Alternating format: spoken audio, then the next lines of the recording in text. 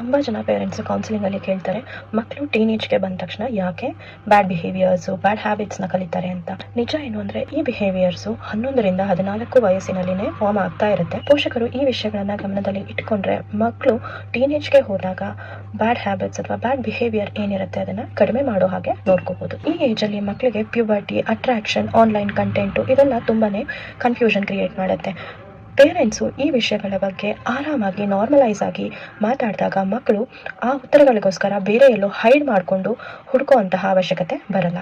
ಮಕ್ಕಳು ಕೋಪ ಮಾಡ್ಕೊಂಡಾಗ ಇದು ಬ್ಯಾಡ್ ಬಿಹೇವಿಯರ್ ಅಂತ ಮಕ್ಕಳಿಗೆ ಹೇಳೋದು, ಮಕ್ಕಳು ಬೇಜಾರು ಮಾಡ್ಕೊಂಡಾಗ ನೀನು ಡ್ರಾಮಾ ಮಾಡ್ತಿದ್ಯಾ ಅಂತ ಹೇಳೋದು, ಇವೆಲ್ಲದನ್ನು ಪೇರೆಂಟ್ಸ್ ಮಾಡದೆ ಹೌದು ನೀನು ಏನು ಫೀಲ್ ಮಾಡ್ತಾ ಇದೆಯಾ ಅದನ್ನು ನಾನು ಅರ್ಥ ಮಾಡ್ಕೊತಿದ್ದೀನಿ ಅಂತ ಹೇಳಿದಾಗ ಅವ್ರ ಫೀಲಿಂಗ್ಸ್ ಏನಿರುತ್ತೆ ಅದನ್ನು ಹೈಡ್ ಮಾಡ್ಕೊಳ್ದೆ ಅವ್ರಿಗೆ ಯಾವುದೇ ಫೀಲಿಂಗ್ಸ್ ಇದ್ರೂ ಕೂಡ ಅದನ್ನು ಶೇರ್ ಮಾಡಬೇಕು ಅನ್ನೋದನ್ನ ತಿಳ್ಕೊತಾರೆ.